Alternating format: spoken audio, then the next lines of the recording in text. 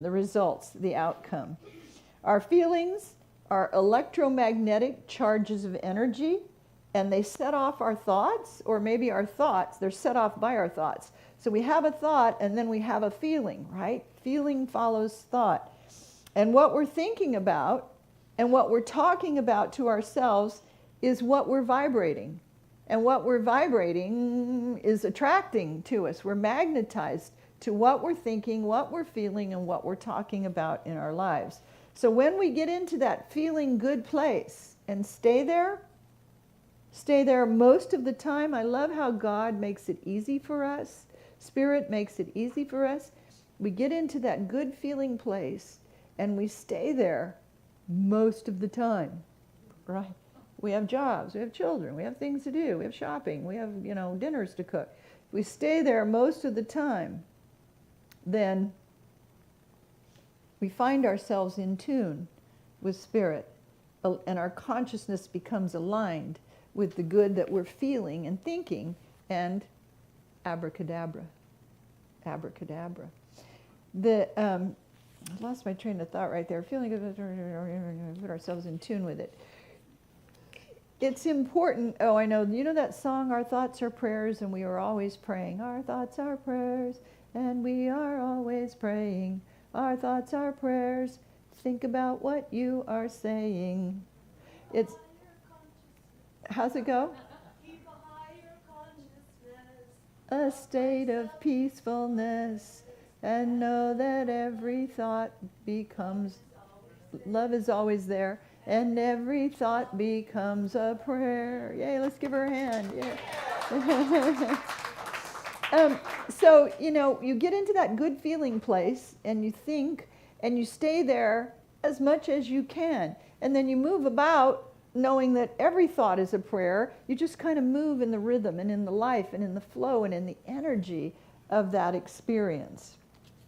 One of my favorite quotes from Charles Fillmore is kind of an obnoxious quote, but it's all spiritual truth. He says, it's interesting. Those who are born and bred to riches usually have plenty all their life, even though they never make an effort to earn $1 for themselves. This is because the ideas of plenty are so interwoven into their thought atmosphere, right, into their consciousness, that they are a very part of themselves. They have the prosperity consciousness in which there is no idea of any condition under which the necessities of life could be lacking, right? Ideas of plenty are so interwoven into their thought atmosphere that there's just no idea of any condition in which they couldn't have what they want, or demonstrate what they want, or get what they want, or create what they want. So you can see that idea of consciousness. They don't think about it, I think we come to life, this is just an opinion, I think we're born into this life experience to enrich our consciousness in either health, wealth, or love. And I think we're usually pretty good at 2 of them. And then the third one that we're not so good at is our life training, So the person that has the consciousness of abundance, may have health challenges, may have romantic harmony and relationship challenges, I don't know. But I think our soul comes to perfect one of the big 3.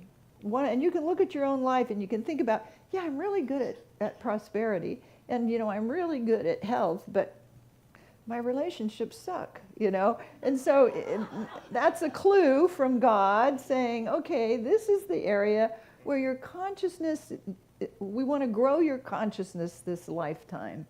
And I think that, having lived in the South, there's a lot of trust fund babies there. And so they have this idea, there's nothing in their consciousness that would ever think they just couldn't have whatever they want. One of my friends built custom homes that he sold for, back then, 1 and 2 and 3 million. And he had this one buyer for one of his homes, and it was a 26-year-old young lady who had just married a 24-year-old boy.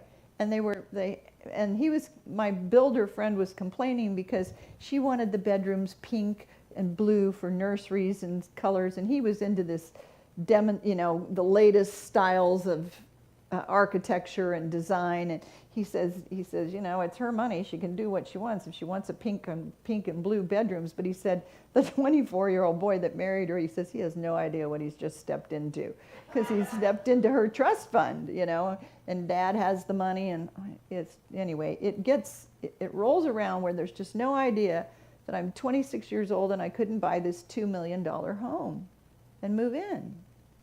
And can you think at that level? Can you feel at that level? And it's not just about money. Can you feel at that level about perfect health? Can you feel at that level about harmonious relationships? Ideas of plenty are so interwoven into their thought atmosphere that they are a very part of themselves. They have the prosperity consciousness in which there is no idea of any condition under which the necessities of life could be lacking. They have ideas of health so interwoven into their thought atmosphere that that they're the very part of themselves. They have a health consciousness in which there's no idea of any condition under which perfect health would be lacking. So you can apply it to anything. So prosperous people are committed to living at a high evolutionary level of thought. And we understand that spiritual thought supersedes the lower laws of the mental planes and the physical planes, and they live from and do their best to live in what I call kingdom consciousness, heavenly consciousness. And that's that moving around, whether you're washing dishes or folding laundry or driving to the drugstore or whatever, where our thoughts are prayers and we are always living them. That's what prosperous people do.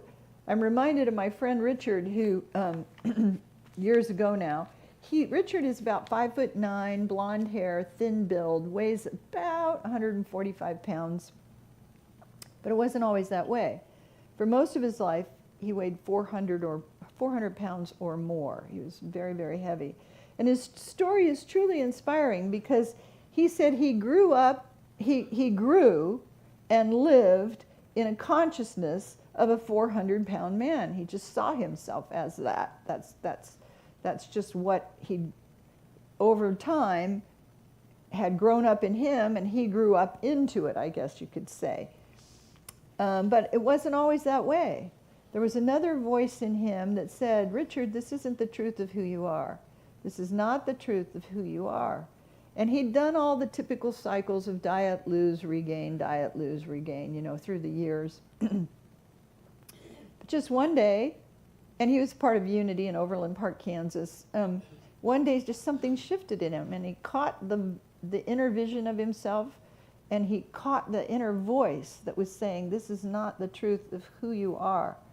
And so he began to realign his mind and heart and his consciousness more closely to the inside of him, to what he was sensing and feeling and seeing inside himself.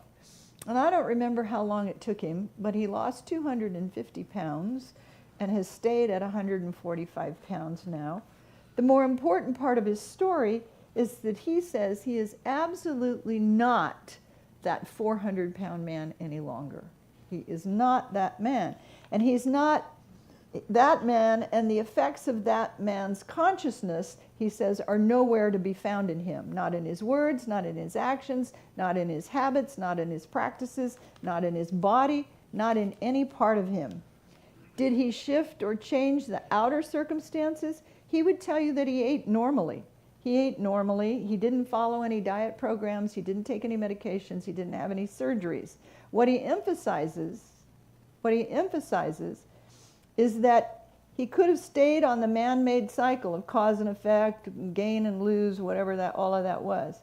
But when he lifted his consciousness above the level of himself as a 400-pound man, and he began to live from his I amness. I am not that, I am this. This is the truth of who I am. He said that spiritual law was activated in him, and abracadabra, right? I create as I speak. Abracadabra, I create as I speak. So, was it easy? To train our minds to think and feel from kingdom consciousness, from heavenly consciousness? To train our minds to think and feel from the forces of love? To train our minds to think and feel from the truth takes practice, unfortunately. A little baby's born into it. They just love everything and everyone, and there's just no anything but love. But we train ourselves out of that, and now we have to retrain ourselves into the forces of love. So, prosperous people are committed to kingdom consciousness, to living at a high evolutionary level of thought. And there's Dr. Carolyn Leaf, who's a researcher and a scientist. In her book, I know her book, Switch on Your Brain, The Key to Peak Happiness, Thinking, and Health. She has this quote that I really like about how our brain operates. She said, scientists now know that the brain has the amazing ability to reorganize moment by moment throughout life, changing its structure and its functions through thinking alone. Through thinking alone. Your thinking, she says, can operate for you or against you, because whatever you think about the most will grow. Whatever you think about the most will grow. Our thoughts, she says, our thoughts, our imagination, and our choices can change the structure and function of our brains on every level: molecular, genetic, epigenetic, cellular, structural, neurochemical, electromagnetic, and she says even subatomic. Through our thoughts, we can make choices that change the circuits in our brain. We are designed to do our own brain surgery. She says, imagine for a moment that you are doing thought surgery. So just imagine that, just for a moment, that you're doing your own thought surgery. She says, do you see, she asks the question, do you see what you would change in your mind right now? Because you're your own thought surgeon. Do you see what you would change in your mind right now? Can you imagine, she says, can you imagine your brain wiring changing as you make a positive choice, ridding your mind of the toxic thoughts? Abracadabra. I create as I speak. I create as I think.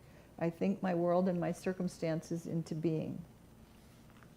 In the Sermon on the Mount, Matthew chapter 7, Jesus said, the gate is wide and the way is easy that leads to destruction, and those who enter by it are many. For the gate is narrow and the way is hard that leads to life, and those who find it are few. That sounds kind of harsh, doesn't it?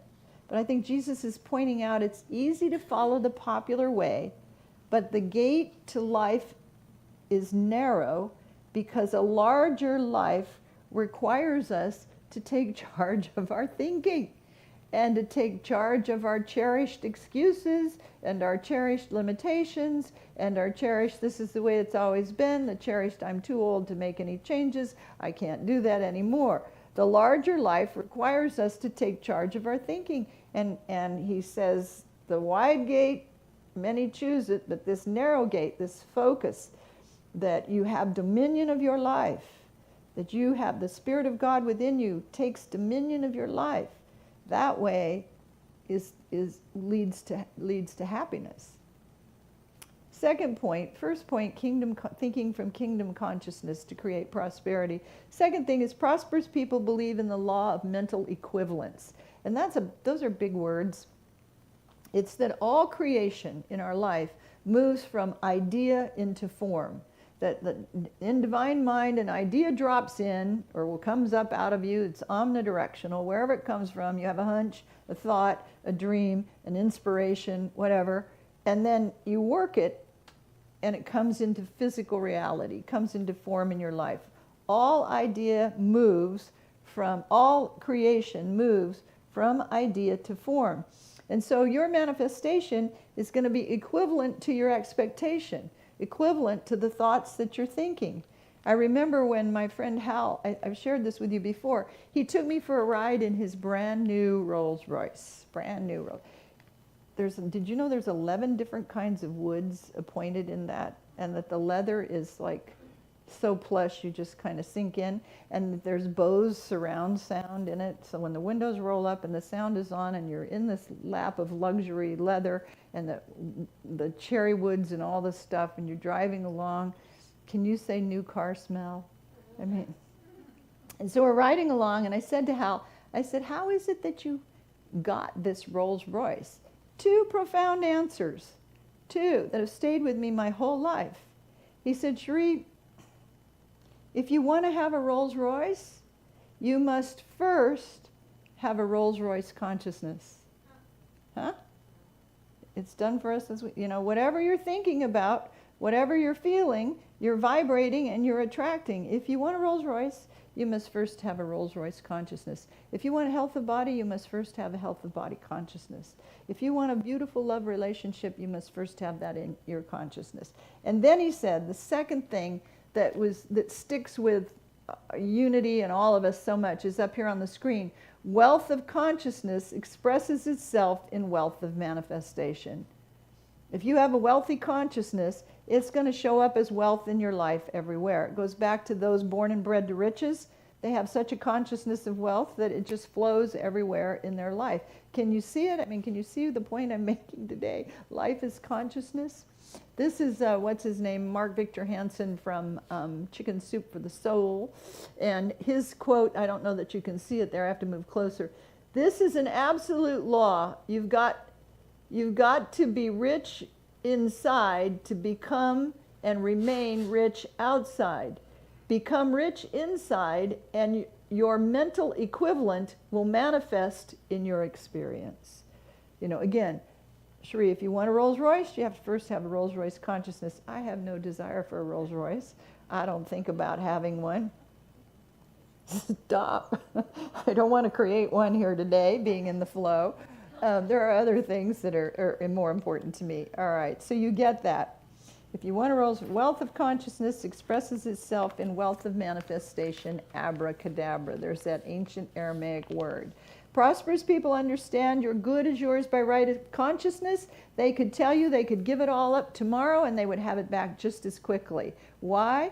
Because you may lose your possessions, but you can't lose your consciousness that created them.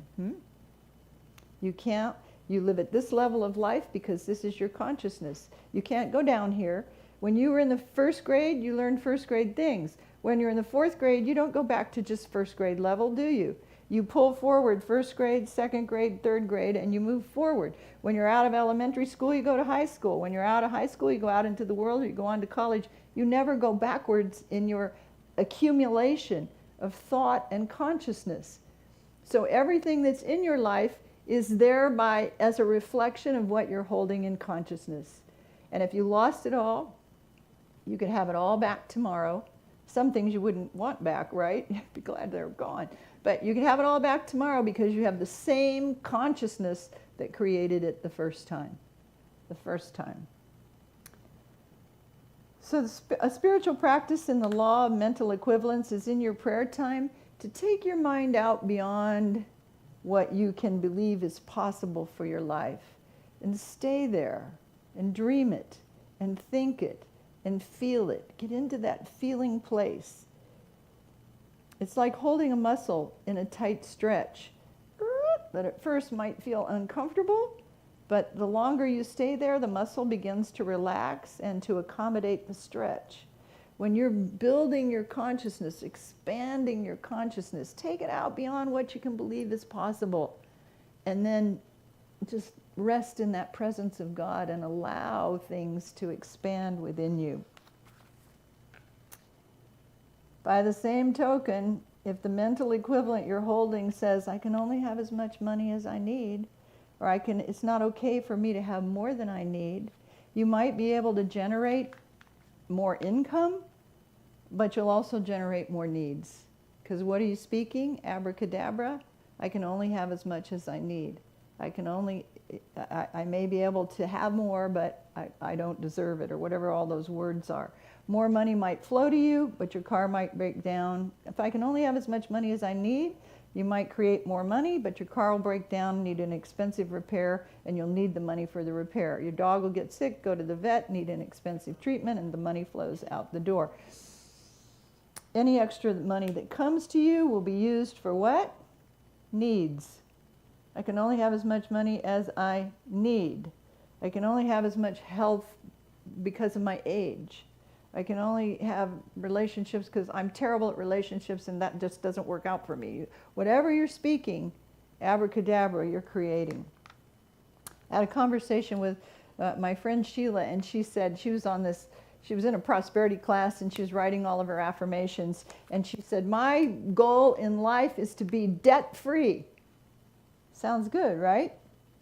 Abracadabra. I said, I cautioned her, I said, well, then you're going to create more debt that you need to be free from, right? Think, great idea, I want to be debt-free. Well, then you'll create debt to be free from, and then more debt to be free from. I said it would have been better to say I have abundant resources to pay for the things that I love. That's a good life affirmation. In Galatians chapter 6, verse 5, it says, each of you must take responsibility for doing the creative best you can with your own life. Right? So this week I want to invite you to spend time in prayer, opening to that highest level. And it's like, what is that? Where is that? You don't have to know. Just, I am open and receptive to the Spirit of God, to sitting in the presence of God and practice resting in the place of divine mind, in divine presence. And when you find yourself in that sacred space, you'll come to know and feel that in this realm you are perfect beyond imperfection, that you are whole beyond any sickness. You are intelligent beyond any uncertainty, and you are loved beyond measure. And we have that as our closing affirmation, I think. Here we go. We want to, again, get into that feeling place, and we'll do this in a moment in our meditation, but let's affirm it here and give words and give voice to it and speak it together. I am perfect beyond any imperfection, whole beyond any sickness, intelligent beyond any uncertainty, loved beyond measure, abracadabra. All right, let's take that into prayer. That's a good one, isn't it? Abracadabra, what I speak comes into being. And the daily word from yesterday, I think, 2 days ago, was prosperity. And the scripture from Deuteronomy, let's begin with that. So take a deep breath in. Inhale the abundance of life in your breath, in the air around you. Let your mind give thanks to your heart that beats and circulates the energy in your body.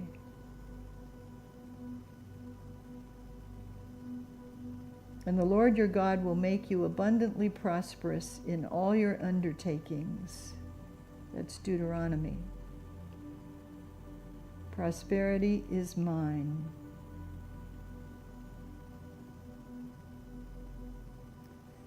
And so I invite you to envision your body and just see your head open at the top, like a big funnel at the top of your head. Just open to allow Spirit to connect. And see that same kind of funnel tip sideways and have it pointing out from your heart. So that as you breathe in, the life of Spirit comes in through the top of your head and out through your heart space. And then you breathe in and it comes in through your heart space and out through the top of your head.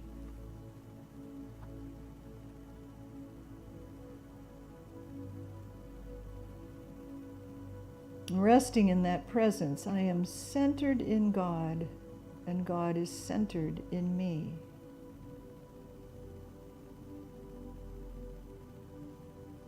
Allowing your imagination to just see yourself expanding, expanding, expanding.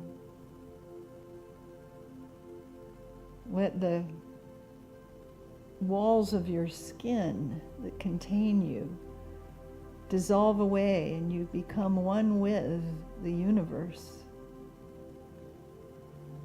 There are no boundaries, no limitations, no barriers to you in the presence of God.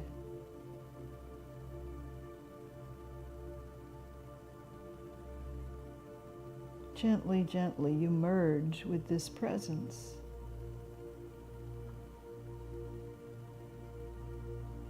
Healing is there. Wholeness is there. Peace is in that moment. Prosperity is in that moment.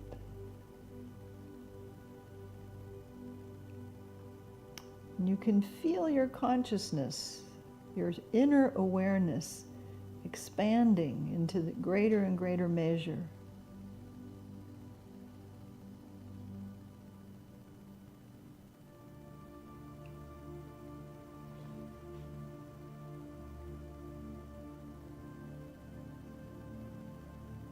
You make room in your consciousness for God.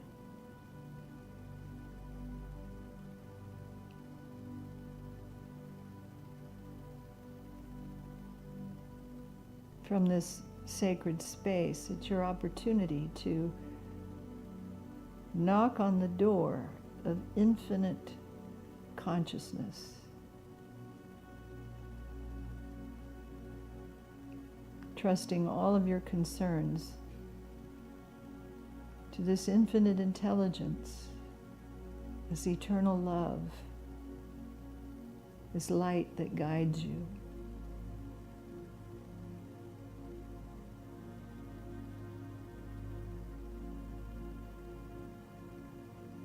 And as you speak into this silence with the thoughts of your mind and the vision in your imagination,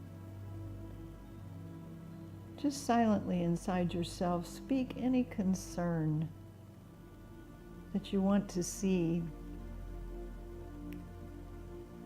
dissolved.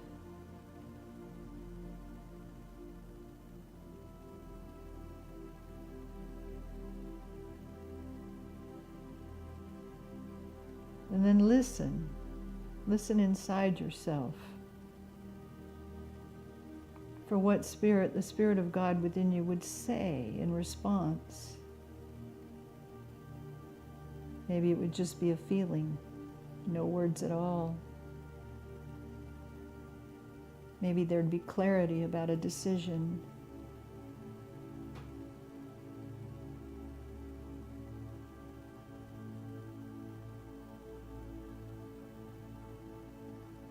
I am centered in God, and God is centered in me.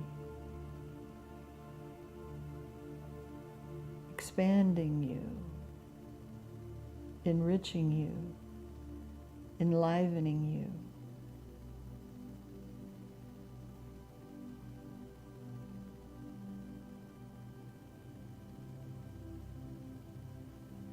I am centered in God, and God is centered in me. Let's affirm it. I am centered in God, and God is centered in me.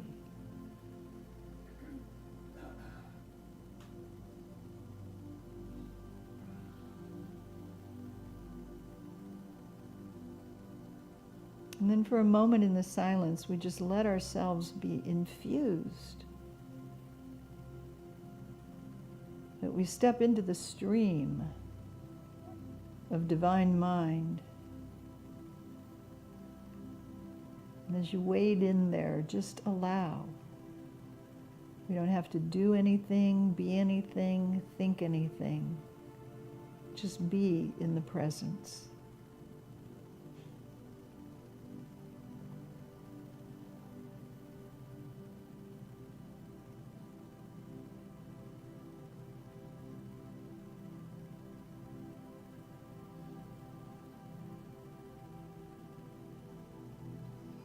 And from this place, if there's anyone that comes to mind that you especially wish to bless, envision them in your mind's eye. You may speak their name silently. We're blessing Margaret in her eternal ongoing.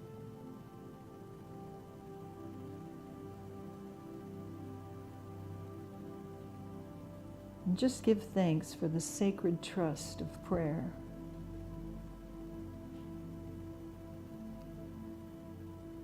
All week long we're so busy, but this moment right here, right now,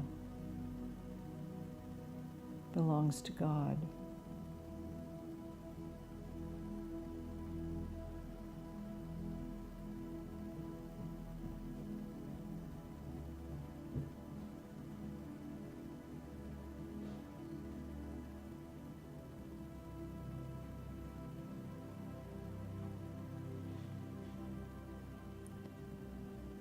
And this morning we do give thanks. Just after the effects of this prayer, we are more enlightened, more aware, more in tune, vibrating at a higher level, able to receive and live from the truth of our being.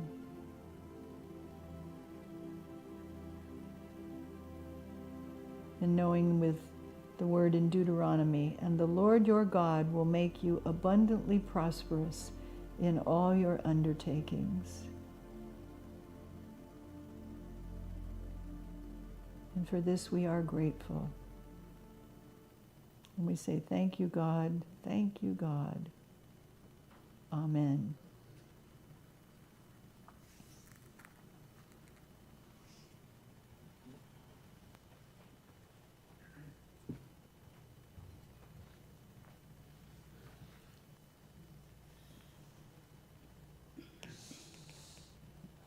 For our special music this morning, if we have the lyrics available for you, you can sing with us.